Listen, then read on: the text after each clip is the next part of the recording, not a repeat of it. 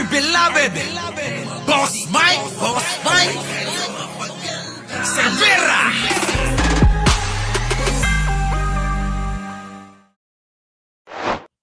Paano ngayon to? Eto, pakinggan nyo ha. At Kasar Nation. Digong! Stuck ka lang dyan kasi huwag ka nang kumilos. Naaawa ako sa'yo eh. Naaawa ako sa'yo, Digong, kaya hindi na kita pakikilusin dyan. Kung sila, pinapagod ka ng mga kakampi mo, ako hindi kita papagurin. Steady ka lang dyan. Hindi ko to pagagalawin kasi mapapagod. Pasok. Kabombo at Kasar Nation, kabilang nga sa mga inirekomendang kasuhan sa Office of the Ombudsman si dating Pangulong Rodrigo Roa Duterte kaugnayan sa kontrobersyal na paglipat nga ng multi-billion pesos na halaga ng pagbili para yan sa COVID-19 medical supplies noong 2020 sa pagitan niya ng PSTBM at Pharmaly Pharmaceutical Corporation. Hala, lagot ka, Digong! hindi ka na nga makakilos. Meron ka na namang kaso. Yung pandurugas nyo daw. Oo, nung panahon ng pandemya. Ang kakapal din kasi ng mga kababayan. Kasalukuyang nahihirapan ang marami nating mga kababayan. Hala sila, sige rin. Oo, sabagay nahihirapan din sila. Hindi sila nahihirapan. Kagalit si Anino. Hindi sila nahihirapan na mangulimbat ng pera ng kaban ng bayan. Ano yon? Nung panahon ng pandemya Habang ang bansang Pilipinas ay tinamaan ng pandemya, marami tayong mga kababayan na hindi makalabas, na hindi makapagtrabaho, na hindi na makakain, samantalang itong mga inang-ina, easy-easy lang na nandurugas sa kaban ng bayan. Yan ba yung gustong ipagtanggol netong si dalawang to? O tong dalawang to, paiyak-iyak pa? Patayin kayo, patayin ako, patayin. Ano po tayo? Huwag ka nang magmakaawa. Papaawa lang yan Nagpapaawa lang yan pasok, Digong. Inihayag dating Senate Blue Ribbon Committee Chairman Richard Gordon na nanguna noon sa investigasyon sa Senado kaugnayan sa PSTBM Pharmaly deal sa eksklusibong panayam ng bombo radyo. Sa ilalim kasi ng saligang batas, may immunity ang nakaupong Pangulo ng Pilipinas mula sa mga kaso. Sinabi din ng dating senador na dapat magpaliwanag si dating Pangulong Duterte sa nakanyang tinukoy na nag-utos umano kay dating Department of Health Secretary Francisco Duque III. Digong, stay ka lang dyan Ang gagalaw, mapapagod ka. Pasok! Sagot talagang tunay dito ay ang Pangulo sapagkat siya lahat ang nag-appoint niya mga yan. Si Digong pala dapat ang talaga managot. Naloko na. Si Digong daw ang dapat managot, Naloko na. Gordon, bakit kailangan managot si Digong? Pasok. Itong kaso nito, one of the biggest cases in the Philippines na talaga makita mo kung kailan tayo hirap na hirap, nag-i-cause tayo sa pandemic, marami namamatay. Sinamantala tayo ng ilang mga mamamayan na banyaga pa yung karamihan na inubos yung pera ng gobyerno na 12 billion. Yung pala na nakisisita namin. 12 billion pa lang daw yung nakikita, 12 billion pa lang daw yung nakikita, mga kababayan, Grabe 12 billion. Mahilig sila sa billion, Baka dinala na sa China yung mga pera, dapat ibalik yan si Gordon, sabi dito. Makakaganti ka na ngayon. 12 billion, saan nanggaling, saan napunta?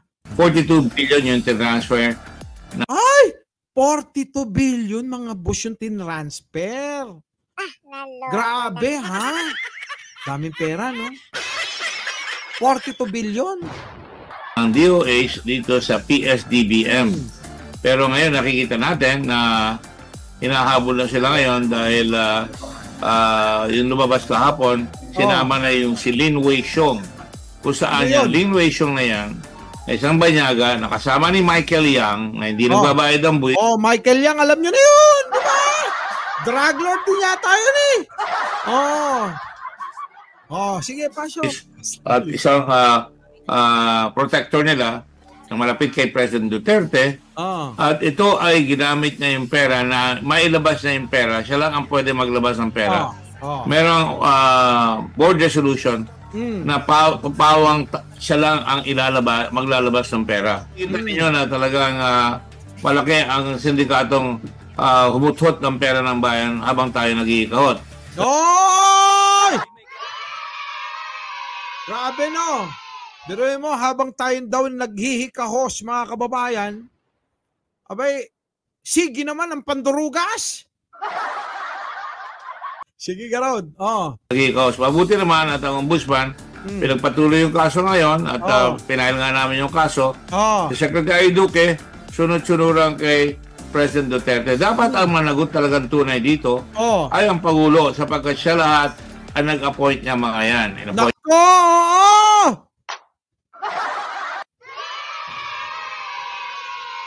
Dapat lang no. Amin na lang yung mga pera, 'di ba? Mamigay naman kayo. Hindi naman sila namigay.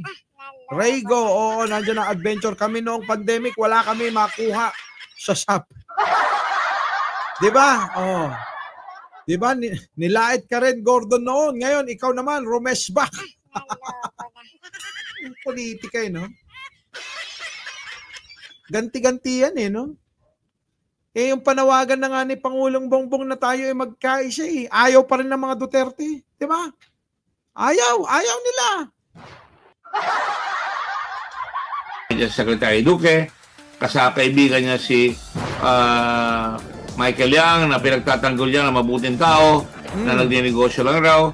At ang mga kasama ito si Lin Weixiong, may mga litrato sila sa China, may mga litrato sila dito sa bayan. At pagkatapos makikita ninyo na sunod-sunod ang paglalabas ng pera. Naku po! Sabi na nga ba alam nyo, ako naniniwala ako, baka mamaya, yung eskwelahan na pinangalan sa nanay ni Digong, malamang pera ng bayan yun. Diba? Malamang pera ng bayan yun. Nakita nyo na ba yun? Ito yun, yung pera, yung eskwelahan, ito mga boss, Yan, sa China, Solidad Roa Duterte. Saan yan, Boss Mike? Dito daw yan Saan ba yan yung address niyan? Nandito, ayan, yung address, siya, a college in China named after PRR ma'am, College of Fujian Normal University. Solidad Roa Duterte Memorial Building. China. Di ba? Ayun, ayun, nasa ibaba. So, ito yung mga kababayan, Yan. Di ba? Yan yun, lakihan mo pa, Boss Mike. Ayan, di ba? Yan yung building, mga kababayan, Sa China yan. Diyan ba nila dinala yung mga pera? Isa ba yan siya pinag-ukulan o pinaglagakan ng pera ng taong bayan? Di ba? Para ba sa investigasyon namin at saka ngayon ang ombudsman, hindi dumadating yung mga binili, may misdelivery, walang na-receive maraming ospital sa Mindanao. So talagang inambush nila yung pera at hindi nila may paliwanag ngayon. Ngayon dapat... Paliwanag niyan! Saan napunta ang pera, Digong? Kaya pala itong mga Digong... Kaya pala, mga kababayan, itong grupo ng mga Duterte, talagang kahit na anong mangyari, makikipaglaban na ng patayan dahil lalabas lahat ng kabahuan. No? Oo. Talagang mahal na mahal ang China ni Digong. Sobrang pagmamahal ni Digong sa China. Sila pa ang pinagawan ng eskwelahan. Samantalang tayo, dito, hirap na hirap. Talaga, habulin na lahat yan para mapawi ang uhaw ng tao sa katarungan sapagkat hindi ako papayag. Anong katarungan lang? Uhaw sa katarungan? Hindi. Kailangan isole nila ang lahat ng mga dinugas nila. Di ba? Alangan naman na hindi nila isole ang dinugas nila. Katarungan lang. Hindi pwede. Mga boss, papayag ba kayo na sapat na ang katarungan? O baka naman pwedeng ibalik lahat ng ninakaw, kinurakot, dinugas sa taong bayan at sa pondo at kaban ng bayan, di ba? Dapat ganon, hindi pwedeng hindi pwedeng panagutin lang. Kailangan may pagsosoli yan. Kung kailangang himayin lahat yung bangkong tinalakay o binulgar ni Trillanes noon nung inimbitahan si Pulong na hindi masabi yung mga bangko na yan, dapat hukayin na.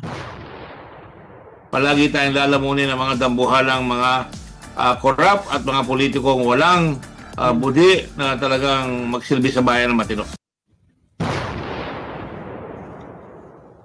Sino kaya matino? Meron na nga tayong matinong presidente ngayon, no? Kaya lang alam nyo, ginagawa nila, inaatake nila, sinisira nila. Yun ang ginagawa ng mga yan eh.